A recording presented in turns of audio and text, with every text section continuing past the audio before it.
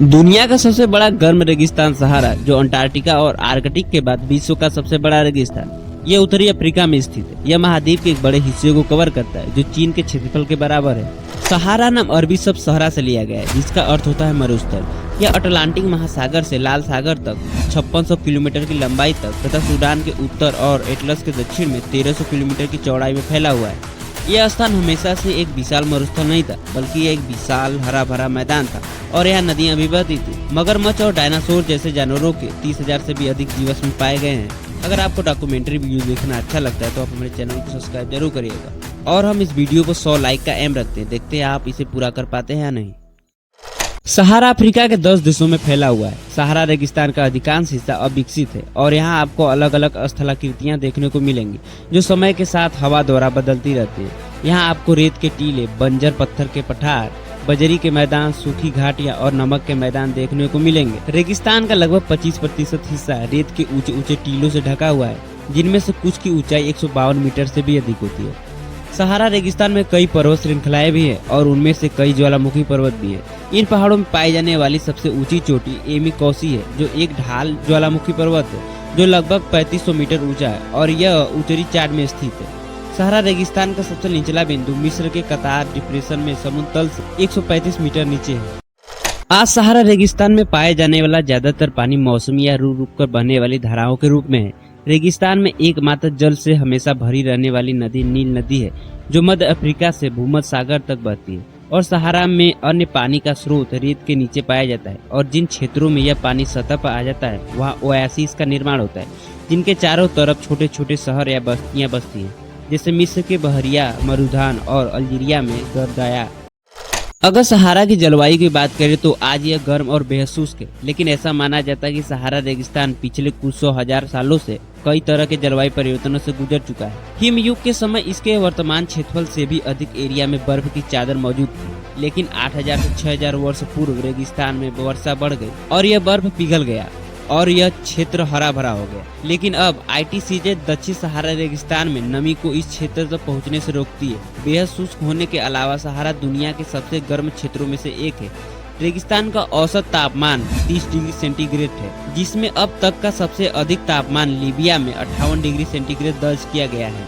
सहारा दिन में जितना ही गर्म होता है उतना ही रात में ठंड। यहाँ रात में तापमान माइनस में चला जाता है, क्योंकि रेत उष्मा का ज्यादा टाइम तक अवशोषित करके नहीं रख पाता और आसमान में बादल बिल्कुल भी नहीं होता और सारी उष्मा अंतरिक्ष में चली जाती है। लोगों का सवाल रहता है कि सहारा मरुस्थल का हरा भरा कर दिया जाए तो क्या होगा। अगर यह सफल हो जाता है तो यह बदलाव हर साल वातावरण में मौजूद 7.5 अरब टन कार्बन को हटा सकता है।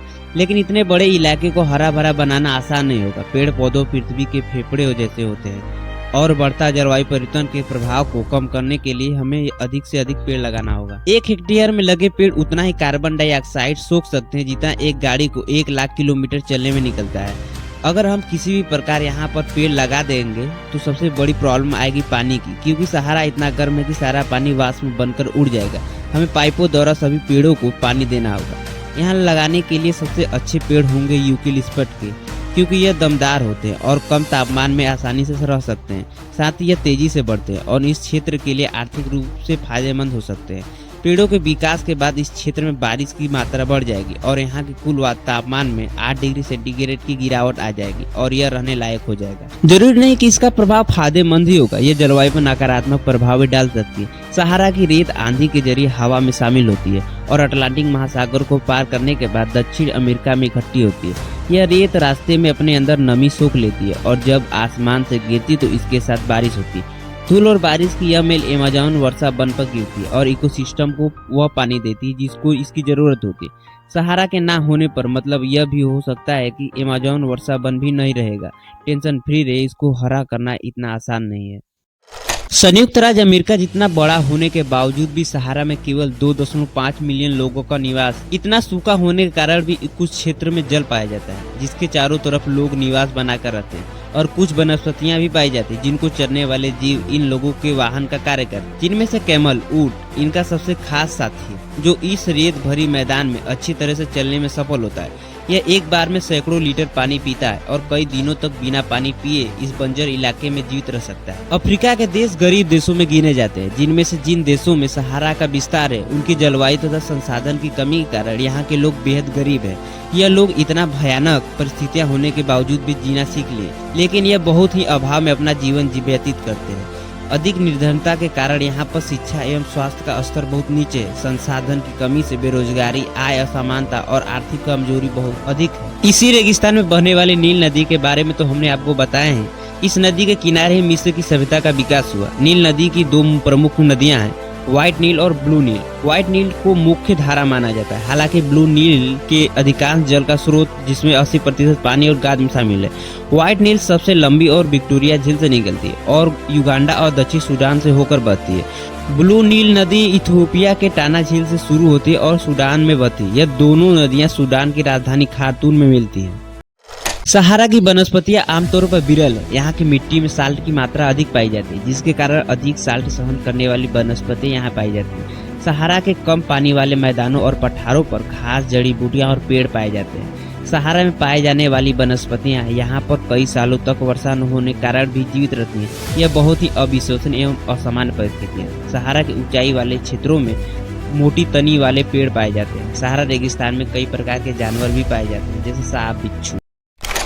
अंटार्कटिका एक बर्फ से ढकी दुनिया जो पृथ्वी के साउथ पोल पर स्थित है तथा यह दुनिया का 5वां सबसे बड़ा महाद्वीप है। यहाँ पर मानव आबादी नहीं पाई जाती, न ही कोई देश पाया जाता। यह दुनिया का सबसे ऊंचा, सबसे सूखा तथा सबसे ठंडा और बर्फीला महाद्वीप है। इसका क्षेत्रफल 5.5 मिलियन वर्ग किलोमीटर है। लगभग 7 मिलियन क्यूबिक किलोमीटर बर्फ इस महाद्वीप में बर्फ की चादर के रूप में समाया हुआ है, जो दुनिया की लगभग 90% बर्फ तथा 80% फ्रेश वाटर अपने अंदर समेटे हुए है। बढ़ते तापमान के कारण यह बर्फ तेजी से पिघल रहा है। अगर यह पूरी तरह से पिघल गया तो लगभग सभी तटीय देश पानी में डूब जाएंगे। महाद्वीप ठंडा सूखा रेगिस्तान है। यहाँ पर पीने योग्य पानी मिलना जीवन की संभावना को बढ़ाता है। 1000 से अधिक ज्ञात जीवों की प्रजातियों को खोजा गया है, जिनमें से अधिकांश सूक्ष्मजीवी हैं। अगर यह वीडियो अच्छी लगे तो वीडियो को लाइक, चैनल को सब्सक्राइब जरूर करिएगा और किसी भी देश के बारे में आप क्या जानना चाहते हैं जरूर बताइएगा। जब हम में से ज्यादातर लोग रेगिस्तान के बारे में सोचते तो हमें रेत के टीले और चिलचिलाती गर्मी के बारे में ख्याल आता है, लेकिन रेगिस्तान का गर्म या रेतीला होना जरूरी नहीं है। यह इस बात पर निर्भर करता है कि उस क्षेत्र में बारिश, बर्फ या कोहरे के रूप में कितनी वर्षा होती है। रेगिस्तान वह क्षेत्र है जहां बहुत कम वर्षा होती है और अंटार्कटिका भी एक बड़ा रेगिस्तान है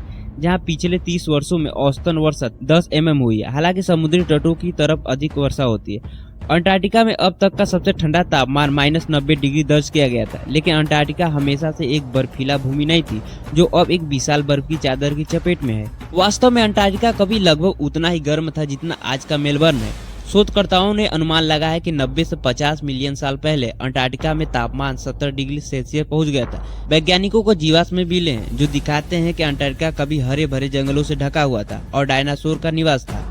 penguin, blue whale, seal Antarctica के समुद्री जीवन में से एक है, जो अंटार्कटिका के बर्फ की चादर तथा दक्षिणी महासागर में रहते हैं। अगर इसके भूगर्भीय इतिहास की बात करें तो अंटार्कटिका आज से लगभग 68 मिलियन वर्ष पूर्व गोंडवाना लैंड से टूटकर दक्षिण ध्रुव की ओर संचरित होता है।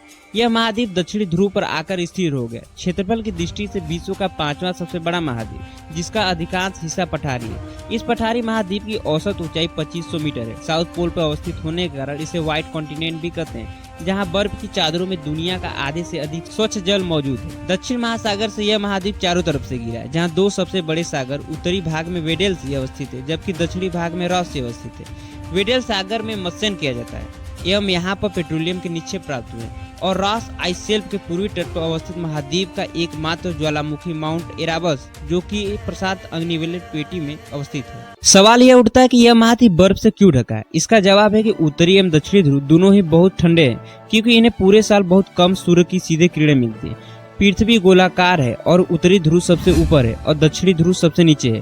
पृथ्वी अपने अक्ष पर 23.5 डिग्री झुका हुआ है। जब यह सूर्य का परिक्रमा करता है तो कभी इसका दक्षिणी ध्रुव सूर्य के सामने होता है तो कभी सूर्य से दूर। जब उत्तरी ध्रुव सूर्य की ओर होता है तो वहाँ गर्मी होती है, वहीं जब दक्षिणी ध्रुव सूर्य के से दूर होता है तो वहाँ सर्दी होती है। अंटार्कटिका के ठंडा होने का एक और रीजन है इसके आसपास बहने वाली हवाएं, जिनकी गति बेहद तीव्र होती है। यहाँ पर होने वाला हिमपात 5 किलोमीटर मोटी बर्फ की चादर का निर्माण करता है। इस महाद्वीप की जैव विविधता कम है। यहाँ पर बहुत कम जीव जंतु तथा वनस्पतियां पाई जाती हैं। यहाँ 4 पेंगुइन की प्रजातियां पाई जाती है तथा कई पक्षी की प्रजातियां पाई जाती है। अंटार्कटिका में दुनिया भर के 40 से ज्यादा देशों के 70 से अधिक रिसर्च सेंटर है।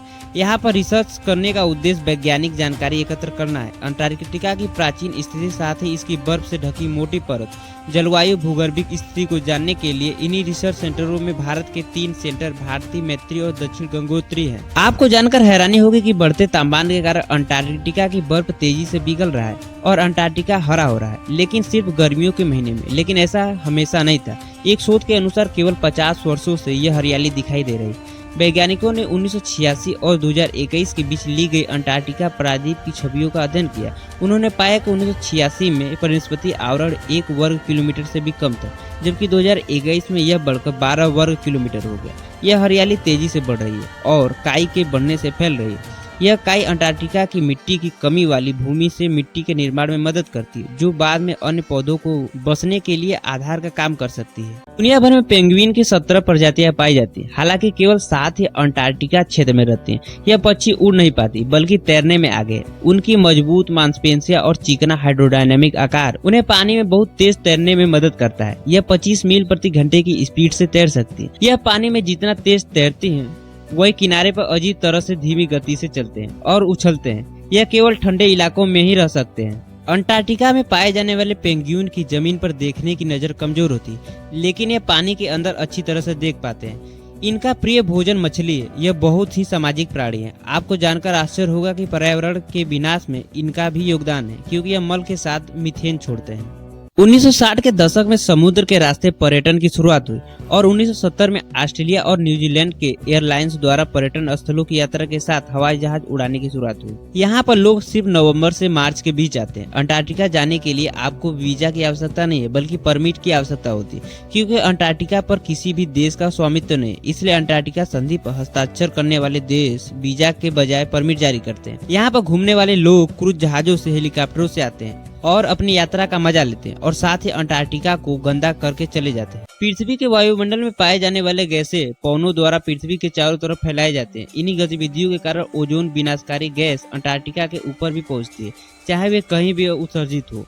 आपके द्वारा छोड़ा गया सिगरेट का धुआं भी। अंटार्कटिका तेजी से गल रहा है, क्योंकि मानवीय गतिविधियों से ग्रीन हाउस गैस उत्सर्जन के कारण जलवायु परिवर्तन पृथ्वी पर हर जगह होता है, और जबकि अंटार्कटिका अन्य स्थानों की तुलना में कम संवेदनशील है। अंटार्कटिका के आसपास दक्षिणी महासागर में अन्य महासागरों की तुलना में गर्मी अवशोषित किया है, जिसके कारण अंटार्कटिका में पाए जाने वाले ग्लेशियर तेजी से गल रहे हैं।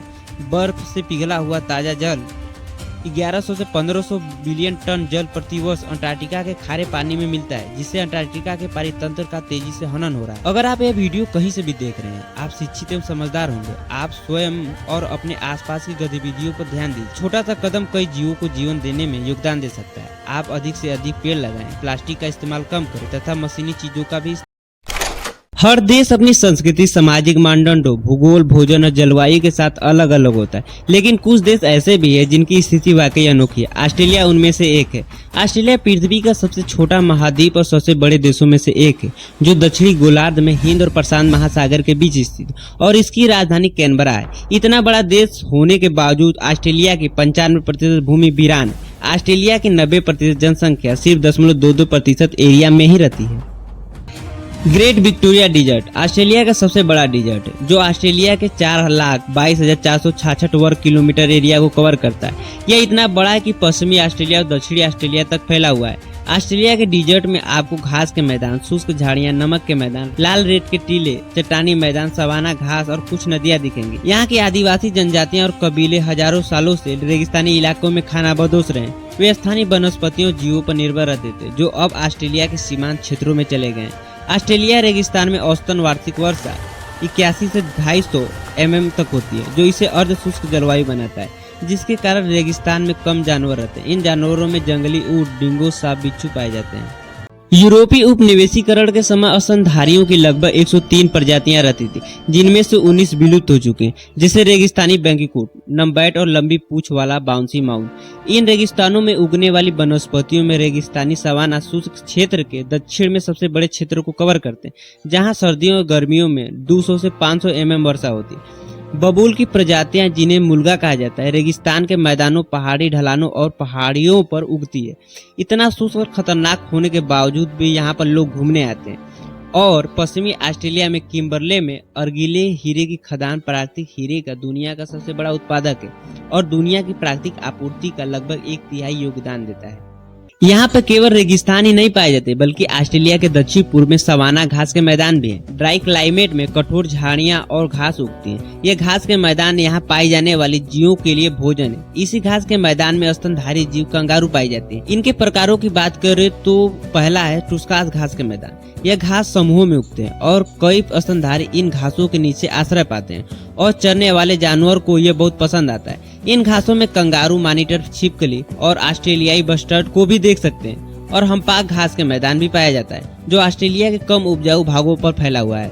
इन घास के मैदान में बबूल और नीलगिरी की प्रजातियों सहित कई पेड़ हैं। यहाँ वर्षा बहुत कम होती है, इसलिए जब बारिश होती है तो हम्पाक घास के मैदान एक साथ खिलकर एक सुंदर दृश्य दिखाते हैं। आपने ऑस्ट्रेलिया के ग्रेट बैरियर रीफ के बारे में तो सुना ही होगा, जो ऑस्ट्रेलिया के नॉर्थ ईस्ट में अवस्थित है और दुनिया का सबसे बड़ा कोरल रीफ भी है, जिसमें 400 प्रकार के कोरल, 1500 प्रकार की मछलियां और 4000 प्रकार के मोलस्क, जो 3,48,000 वर्ग किलोमीटर क्षेत्र को कवर करता है। ग्रेट बैरियर रीफ के भीतर अलग अलग आकार और आकृति की लगभग 2500 चट्टानें हैं और 900 से ज्यादा द्वीप हैं। ये दुनिया का सबसे बड़ा कोरल रीफ इकोसिस्टम बनाता है, जिसमें विभिन्न प्रकार के जलीय जीव निवास करते हैं। जलवायु परिवर्तन, प्रदूषण और फिशिंग जैसे कार्य इनके स्वास्थ्य के लिए खतरे हैं। बढ़ते तापमान से महासागर गर्म हो रहे हैं, जिससे कोरल ब्लीचिंग बढ़ रही है। एक अध्ययन में पाया गया कि ग्रेट बैरियर रीफ में 1995 के बाद जलवायु परिवर्तन के कारण अपने आधे से अधिक कोरल खो दिए। जैसे जैसे ग्लोबल वार्मिंग बढ़ती रहेगी, कोरल बढ़ते समुद्र के तापमान के साथ नष्ट होते जाएंगे और हजारों समुद्री जीव जो इन पर निर्भर हैं वो विलुप्त होते चले जाएंगे। इनको रोकना होगा, राष्ट्रीय अंतर्राष्ट्रीय मानकों का पालन करना होगा। ऑस्ट्रेलिया की इकोनॉमी की बात करो तो मिश्रित अर्थव्यवस्था वाला एक अत्यधिक विकसित देश है। 2023 तक ऑस्ट्रेलिया जीडीपी द्वारा 23वीं सबसे बड़ी राष्ट्रीय अर्थव्यवस्था थी और 21वां सबसे बड़ा माल निर्यातक और 24वां सबसे बड़ा माल आयातक था। ऑस्ट्रेलियाई अर्थव्यवस्था पर उसके सेवा क्षेत्र का प्रभुत्व है, जिसने 2017 में जीडीपी का 62% हिस्सा बनाया और 78% श्रम बल को रोजगार दिया। ऑस्ट्रेलिया की अर्थव्यवस्था पूर्व दक्षिण पूर्व एशिया के देशों के साथ मजबूती से जुड़ी हुई है, जिन्हें आसियान 3 के नाम से जाना जाता है। विशेष रूप से चीन ऑस्ट्रेलिया का मुख्य निर्यातक एवं आयातक है। ऑस्ट्रेलिया एपीएस, G20, OECD और WTO का सदस्य है। पशुपालन खनन ने ऑस्ट्रेलिया के आर्थिक विकास में योगदान दिया। 2022 में एक कॉस ने एक रिपोर्ट जारी की जिसमें खुलासा किया कि ऑस्ट्रेलिया में गरीबी बढ़ रही है। अनुमान के अनुसार 3.3 मिलियन लोग या 13% आबादी देश की औसत आय से 50% से भी गरीबी रेखा से नीचे चल रही है। इस रिपोर्ट ने यह भी प्रकाशित किया कि 15 वर्ष से कम आयु के 7,61,000 बच्चे गरीबी में हैं। ऑस्ट्रेलिया के प्रमुख शहरों की बात करें तो पहला है ऑस्ट्रेलिया की राजधानी कैनबरा। यहाँ आपको संसद भवन, ओपेरा हाउस जैसे घूमने के स्थान मिलेंगे। वही कैनबरा के आसपास के ग्रामीण इलाके में 140 अंगूर के बाग और 30 से ज्यादा सेलर डोर है। शहर से 6 मील दूर गोल्ड क्रीक विलेज जाना ना भूले, जहाँ नेशनल डायनासोर म्यूजियम देखने को मिलेगा। दूसरा है डार्विन, जहाँ पूरे साल सुहावने मौसम, सांस्कृतिक आकर्षण देखने को मिलेगा। यहाँ रोमांस की कोई कमी नहीं है, छोटे छोटे द्वीप जहाँ आप अपना शानदार पल गुजार सकते हैं। और तीसरा है सिडनी, जहाँ आपको दुनिया के सबसे